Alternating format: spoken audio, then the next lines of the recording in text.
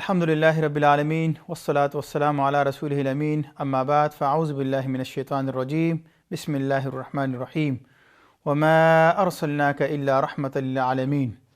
محترم سامعین و ناظرین، السلام علیکم ورحمۃ اللہ وبرکاتہ۔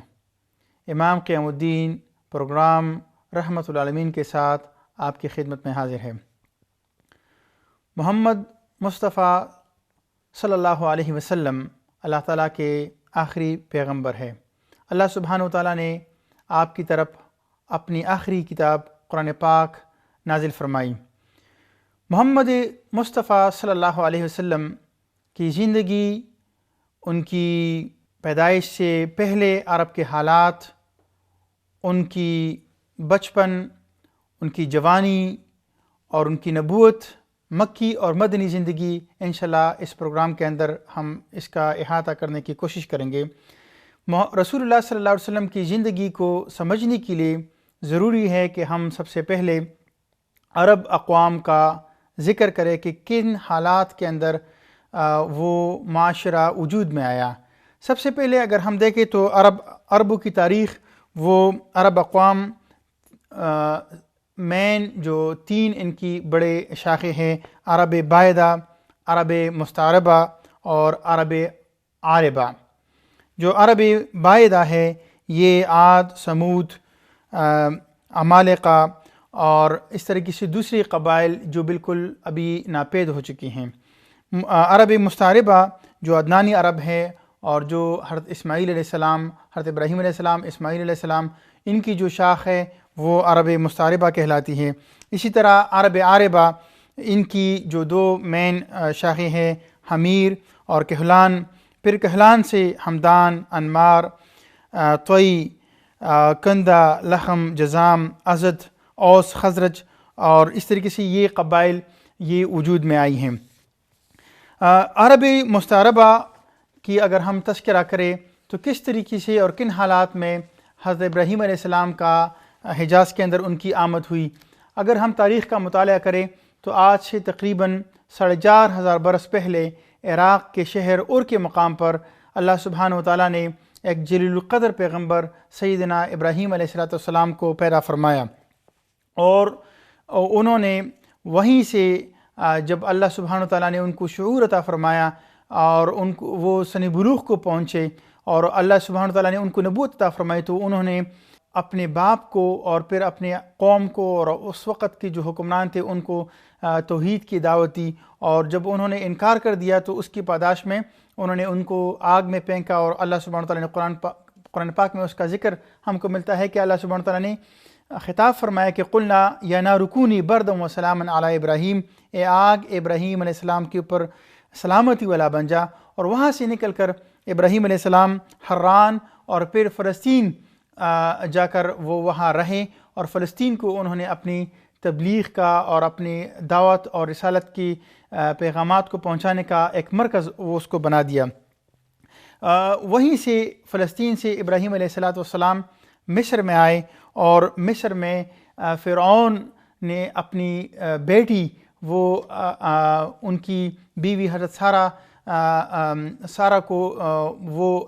گفٹ کر دی اور ان کو ان کی خدمت میں دے دی، اور پھر حضرت ابراہیم علیہ السلام نے ان سے نکاح فرمایا، اور ان کی بطن سے مصر ہی کے ان کی بطن سے اسماعیل علیہ السلام پیدا ہوئے۔ وہ مصر سے واپس فلسطین آئے اور فلسطین میں حضرت اسماعیل علیہ السلام کی پیدائش ہوئی۔ پھر حضرت ابراہیم علیہ السلام حضرت ہاجرہ اور حضرت اسماعیل علیہ السلام کو لے کر وہ حجاز میں آئے، اور ابھی جو کعبہ ہے وہیں پر ان کو انہوں نے چھوڑا اللہ کے حکم سے، وہیں ان کے لیے کچھ پانی اور کچھ کھجور رکھی، اور جب وہ ختم ہونے لگی تو تاریخ کے اندر ہم کو ملتے ہیں کہ صفا اور مروہ کے اندر انہوں نے وہ دوڑ لگوائی تاکہ اپنے بچے کے لیے کچھ پانی کا اور خوراک کا بندوبست کیا جا سکے، اور اللہ سبحانہ تعالیٰ نے وہاں سے ان کے لیے زمزم کا پانی نکالا۔ تو اس طریقے سے حضرت ابراہیم علیہ السلام کی حجاز میں آمد اس طرح ہوئی، اور پھر ان کو وہیں چھوڑ کر وہ واپس چلے گئے فلسطین، اور وہیں سے ان کو اپنی دعوتی اور تبلیغی سرگرمیاں اور اللہ کا پیغام انسانوں تک پہنچانے کے لیے ان کی ساری زندگی یہی ان کی وہ جدوجہد جاری رہی۔ پھر جب اسماعیل علیہ السلام وہ دوڑنے کے قابل ہوئے تو اللہ سبحانہ تعالیٰ نے ان کو حکم دیا اور خواب میں ان کو دکھایا کہ وہ اپنے بیٹے کو ذبح کرے، اور وہ اللہ سبحانہ تعالیٰ کے اس حکم کی تعمیل میں اپنے بیٹے سے کہا اور انہوں نے اللہ کے حکم کے آگے سر تسلیم خم کر دیا۔ ابراہیم علیہ السلام کی زندگی اگر ہم دیکھیں تو پوری زندگی ان کی ایک جہد مسلسل ہے، مسلسل اللہ کی راہ میں قربانی اور اللہ کی راہ میں جانفشانی، جدوجہد، اپنا مال، اپنی اولاد، اپنی جان، اپنے فیوچر، اپنی جوانی، سب کچھ اللہ کی راہ میں قربان کرنے کی وہ تگ و دو ہے۔ اور اسی وجہ سے اللہ سبحانہ تعالیٰ سورہ بقرہ میں فرماتے ہیں کہ وَإِذِ ابْتَلَىٰ إِبْرَاهِيمَ رَبُّهُ بِكَلِمَاتٍ فَأَتَمَّهُنَّ، اور یاد کرو وہ وقت جب ابراہیم علیہ السلام کو اللہ سبحانہ تعالیٰ نے چند باتوں کے اندر آزمایا تو انہوں نے وہ پوری کی۔ قَالَ إِنِّي جَاعِلُكَ لِلنَّاسِ إِمَامًا، اس کو فرمایا گیا کہ میں آپ کو دنیا کا امام اور رہنما بنانے والا ہوں۔ قَالَ وَمِن ذُرِّيَّتِي قَالَ لَا يَنَالُ أَحْدِ الظَّالِمِينَ، اور فرمایا گیا کہ اے رب العالمین میری اولاد کو بھی یہ وعدہ پہنچے گا۔ تو اللہ سبحانہ تعالیٰ کی طرف سے ان کو بتایا گیا کہ جو بھی آپ کی اولاد وہ ظالم ہوگی، وہ اپنے آپ کے اوپر ظلم کرے گی، وہ عہد کی پاسداری نہیں کریں گی، جو آپ کے راہ پر نہیں چلے گی، ان کے ساتھ اللہ سبحانہ تعالیٰ کا یہ وعدہ نہیں ہے۔ حضرت اسماعیل علیہ السلام وہیں پرورش پائے اور ان کی شادی جرہم قبیلہ کی ایک معزز خاتون کے ساتھ ان کی شادی ہوئی اور وہیں انہوں نے پرورش پائی۔ اس طریقے سے حضرت ابراہیم علیہ السلام کی آمد وہ حجاز میں ہوئی۔ رسول اکرم صلی اللہ علیہ وسلم ان کی جو شجر نسب ہے، اگر ان کے اوپر ہم نظر ڈالیں تو آدم علیہ السلام تک وہ پہنچتا ہے، لیکن جو مستند روایات ہیں وہ محمد صلی اللہ علیہ وسلم، محمد بن عبداللہ بن عبد المطلب بن ہاشم بن عبد مناف بن قصی بن کلاب بن مرہ بن کعب بن لوئی بن غالب بن فہر بن مالک بن نضر بن کنانہ بن خزیمہ بن مدرکہ بن الیاس بن مدر بن نزار بن معد بن عدنان، اور اس طریقے سے یہ سلسلہ حضرت اسماعیل علیہ السلام، ابراہیم علیہ السلام اور آگے چل کر حضرت آدم علیہ السلام تک محمد صلی اللہ علیہ وسلم کا یہ شجرہ نسب پہنچتا ہے۔ حضرت اسماعیل علیہ السلام کو اللہ سبحانہ تعالیٰ نے 12 بیٹے عطا فرمائے، جن کے نام ہیں قدمان، نفیس، تیمہ، یتور، احد، میشہ، دومہ، مشماع، محشام، ادبائل، قیدار، نابت یا نبایوت۔ یہ حضرت اسماعیل علیہ السلام کی 12 اولاد اللہ سبحانہ تعالیٰ نے ان کو عطا فرمائے۔ اور پھر قیدار بن اسماعیل جو تھے انہوں نے مکہ کے اندر سکونت اختیار کی، اور پھر ان کی اولاد میں سے عدنان، معد اور نزار۔ پھر نزار کی اللہ سبحانہ تعالیٰ نے ان کو 4 بیٹے عطا فرمائے جو ایاد، انمار، ربیہ اور مدر تھے۔ پھر مدر کی اولاد میں سے الیاس بن مدر، اور پھر ان کی اولاد میں سے ان کے 4 بیٹے تمیم بن مرہ، حذیل بن مدرکہ، بنو اسد بن خزیمہ اور کنانہ بن خزیمہ۔ اور پھر کنانہ بن خزیمہ سے قریش، اور پھر قریش سے ان کی اولاد نکلی تو اس میں قصی بن کلاب، اور پھر قصی بن کلاب کے آگے 3 بیٹے عبد الدار، اسد بن عبد العزیٰ، عبد مناف، اور پھر ان کے بیٹوں میں سے مطلب، نوفل، عبد شمس اور ہاشم، اور پھر ہاشم سے عبد المطلب، اور عبد المطلب سے عبداللہ، اور پھر محمد صلی اللہ علیہ وسلم۔ تو یہ وہ تفصیل ہے حضرت اسماعیل علیہ السلام سے حضرت محمد صلی اللہ علیہ وسلم کا جو شجرہ نسب ہے۔ اگر ہم نظر ڈالے تاریخ کے اوپر، اس وقت میں جو محمد صلی اللہ علیہ وسلم جس سال میں اور جس ماحول میں پیدا ہوئے، عرب کے اس معاشرے کی تاریخ پر نظر ڈالیں تو اس وقت اسلام سے قبل جو عرب کے مذاہب تھے اس میں اگر ہم دیکھیں تو ایران کے اندر مجوسی تھے جو خدا کو نہیں مانتے تھے اور جو آگ کی پوجا کرتے تھے۔ اسی طرح سے عمرو وہ شام سے ایک بت لایا اور اس نے کعبہ کے اندر رکھا، اور اسی طریقے سے خانہ کعبہ کے اندر اور عرب کے اندر بت پرستی کا آغاز ہوا۔ یمن میں اور صنع کے مقام پر ابرہا اس نے وہاں پر ایک اس نے جب دیکھا کہ خانہ کعبہ کے اندر دور دور سے لوگ وہاں آتے ہیں، عبادت کرتے ہیں، اور اس کی ایک تقدس ہے لوگوں کے اندر اس کی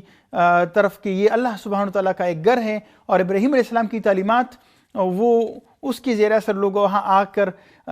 عبادت کرتے تھے، طواف کرتے تھے، اور اللہ کی رضا کی خاطر وہ نیاز اور قربانیاں دیتے تھے، اگرچہ اس کے اندر بہت سی وہ خرابیاں در آئی تھی اور لوگوں نے بدعات شروع کر رکھی تھی اور اس کے اندر شرک اور بت پرستی نے دخل دے دیا تھا، لیکن پھر بھی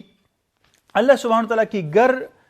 بیت اللہ، جو بیت العتیق ہے، جو پرانا گھر ہے، اس کی ایک عظمت اور وہ لوگوں کی دلوں کے اندر اس کی ایک عظمت بیٹھی ہوئی تھی. تو اس وجہ سے ابرہا نے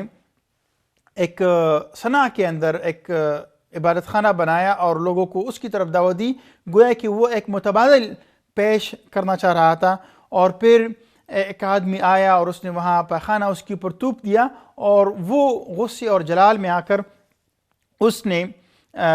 خانہ کعبہ کے اندر خانہ کعبہ کے اوپر حملہ کرنے کی کوشش کی. اپنے ساتھ بہت لاؤ لشکر اور ہاتھی اپنے ساتھ لے آیا تاکہ وہ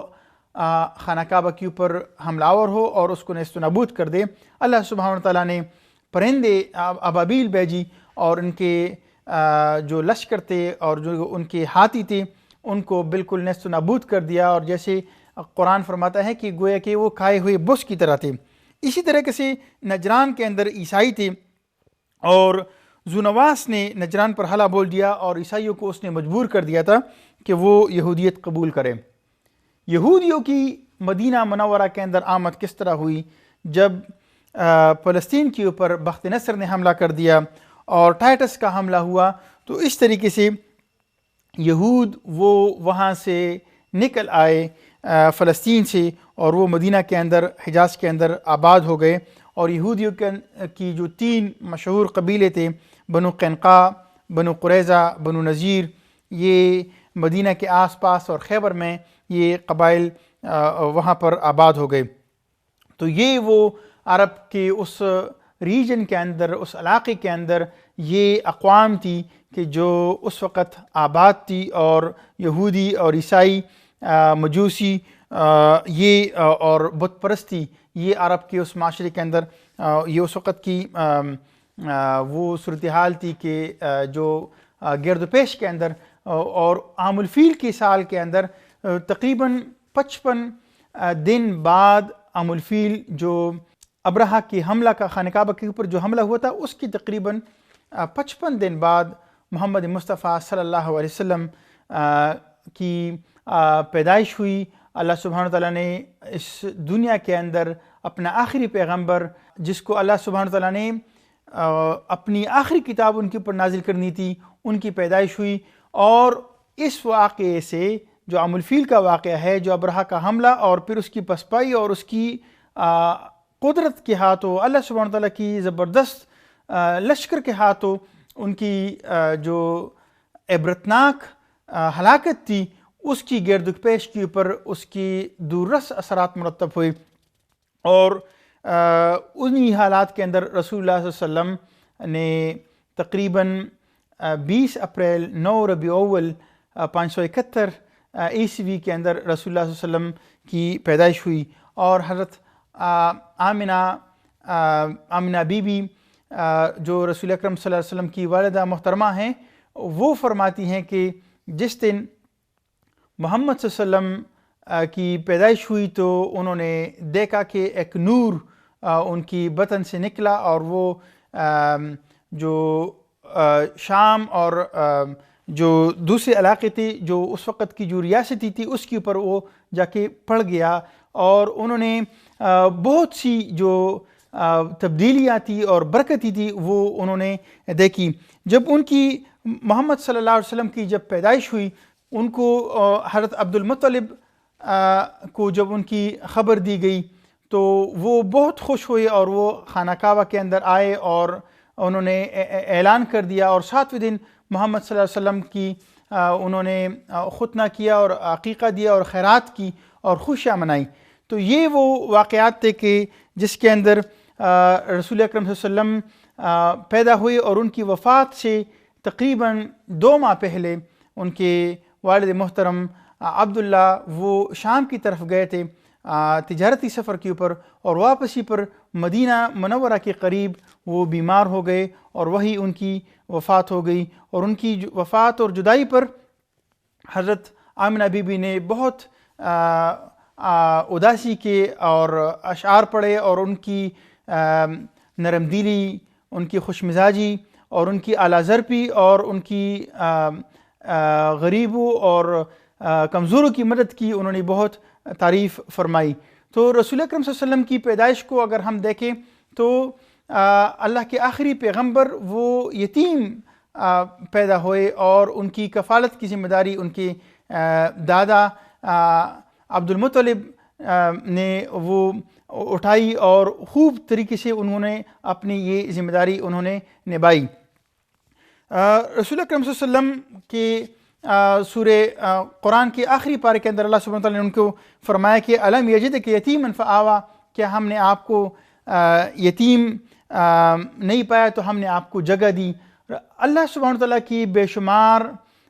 رحمتیں اور برکتیں اور مدد ہر موقع پر رسول اکرم صلی اللہ علیہ وسلم کی شامل حال رہی۔ عربوں کے اندر یہ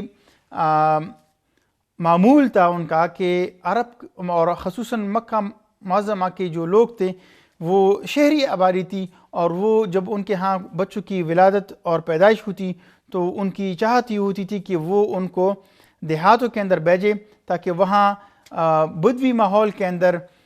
خالص ماحول کے اندر ان کی وہ پروان چڑھے، تاکہ وہ شہری بیماریوں سے محفوظ بھی رہے، اور وہ اصل جو عربی زبان ہے، خالص جو عربی زبان ہے اس کو بھی سیکھے، اور صحرا اور گاؤں اور صحرا کی زندگی اور بدوی زندگی اس کے اندر پلے بڑھے، تو ان کی وہ صحت مند بھی رہیں گے اور وہ خالص عربی زبان بھی سیکھیں گے۔ تو اس طریقے سے عرب کے دیہات سے لوگ آتے تھے شہروں کے اندر، اور وہ وہاں سے اپنے لیے بچے دیکھتے تھے گھروں کے اندر، اور ان کو اپنے ساتھ لے جاتے تھے، اور ظاہری بات ہے کہ ان کو اس کے مقابلے میں کچھ ان کو معاوضہ اور بدلہ ملتا تھا۔ اسی طریقے سے قبیلے سعد سے حلیمہ سعدیہ وہ اپنے شوہر کے ساتھ، ان کا ایک چھوٹا بیٹا تھا، وہ ان کو لے کر وہ بھی مکہ معظمہ کے اندر آئیں، تاکہ وہ اپنے لیے یہاں شہر سے اپنے لیے بچے لے جائیں اور ان کی پرورش کریں۔ وہ فرماتی ہیں کہ جب وہ آ رہے تھے تو ان کے ساتھ ان کا ایک گدھا تھا جو، اور ایک ان کی اونٹنی تھی جو بہت لاغر تھی، اور گدھا بھی صحیح طرح بہت سست رفتار اور چل نہیں پا رہا تھا۔ وہ کہہ رہے تھے کہ قحط اور غربت کی وجہ سے ان کی بچوں کے لیے، ان کی جو ایک بچہ تھا ان کے ساتھ، اس کے لیے دودھ ان کی سینے میں ہوتا نہیں تھا، اس لیے کہ فقر و فاقہ کشی کی وجہ سے ان کو اتنی خوراک میسر نہیں تھی کہ وہ بچے کو وہ ان کے لیے سینے کے اندر دودھ پیدا ہوتا۔ اور وہ فرماتی ہیں کہ بچہ بھوک کی وجہ سے ساری رات روتا تھا، اور ہم اس کی وجہ سے جاگتے رہتے تھے۔ وہ فرماتی ہیں کہ جب ہم آئے مکہ کے اندر، ساری گھروں کے اندر لوگوں کو، جو ہمارے ساتھ گروپ میں جو خواتین آئی تھیں ان کو بچے مل گئے۔ ہر ایک جو ہمارے ساتھ گروپ میں جو خواتین آئی تھیں وہ محمد صلی اللہ علیہ وسلم کے گھر میں بھی تشریف لاتی، لیکن جب ان کو پتہ ہوتا کہ محمد صلی اللہ علیہ وسلم یتیم ہے اور ان کے والد وفات پا گئے ہیں، تو ہر ایک عورت اس کو لینے سے انکار کرتی، اس لیے کہ ان کو یہی تھا کہ جب ان کا والد ہی نہیں ہے تو ان کی دادا ہماری کیا مدد فرمائیں گے، کیا ہم ان کا معاوضہ ہم کو ملے گا۔ تو ہر ایک محمد صلی اللہ علیہ وسلم کو لینے سے انکار کر دیتی، اور وہ فرماتے ہیں کہ ہم نے بھی انکار کر دیا، ہم اور جگہ دوسرے گھروں میں ہم نے چکر لگائے لیکن کسی جگہ سے ہم کو بچہ نہیں ملا۔ پھر وہ جب کہتی ہے کہ جب ہم جانے لگے تو میں نے اپنے شوہر سے کہا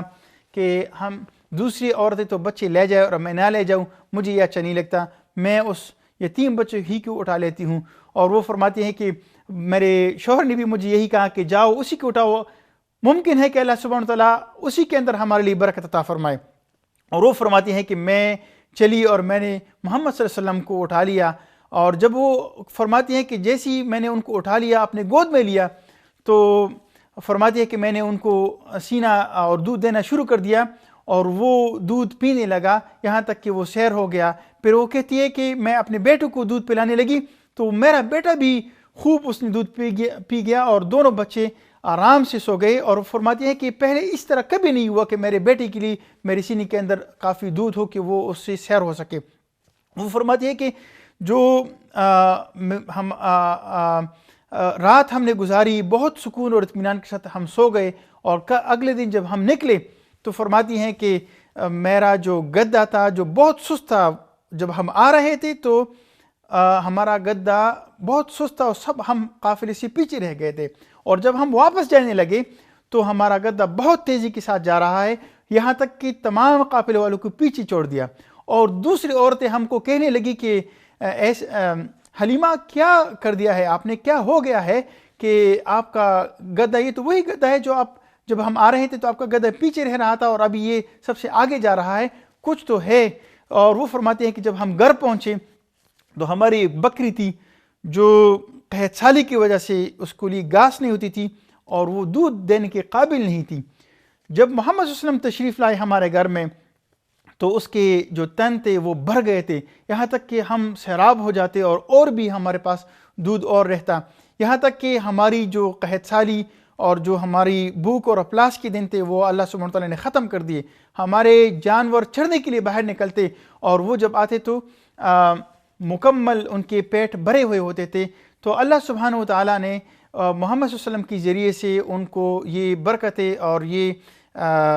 نعمتیں اللہ سبحانہ وتعالیٰ نے ان کا عطا کی کہ جب محمد صلی اللہ علیہ وسلم ان کے گھر کے اندر تشریف لائے تو ان کی رزق کے اندر اللہ سبحانہ وتعالیٰ نے زبردست فراوانی عطا فرمائی، یہاں تک کہ وہ فرماتی ہیں کہ دوسری عورتیں ہمیں کہنے لگی اور دوسرے جو ان کے چرواہے ان کے دوسرے لوگوں کے جانور چرنے کے لیے لے جاتے تھے تو وہ کہتے تھے کہ جہاں حلیمہ کی جو جانور جاتے ہیں اپنی جانور وہ اپنے چرواہوں سے کہتے کہ ادھر لے جاؤ، پھر بھی وہ ان کے جانور ادھر بھی چلے جاتے تھے، لیکن وہ اس طریقے سے پیٹ بھر کر نہیں آتے تھے جس طریقے سے حلیمہ سعدیہ کے جو جانور تھے وہ پیٹ بھر کر آتے تھے۔ تو یہ وہ حالات تھے اور یہ وہ واقعات ہیں کہ جو محمد صلی اللہ علیہ وسلم کی پیدائش سے پہلے اور محمد صلی اللہ علیہ وسلم جب پیدا ہوئے اور وہ حلیمہ سعدیہ کے پاس آئے تو یہ وہ واقعات تھے۔ انشاءاللہ ہم اپنے اگلے پروگراموں کے اندر تفصیل کے ساتھ بتائیں گے کہ آگے رسول اللہ صلی اللہ علیہ وسلم نے کتنا عرصہ حلیمہ سعدیہ کے ساتھ گزارا اور پھر وہاں سے وہ کن حالات میں اپنی والدہ محترمہ کے پاس تشریف لائے۔ اسی کے ساتھ آپ سے اجازت چاہیں گے۔ وآخر دعوانا ان الحمد للہ رب العالمین۔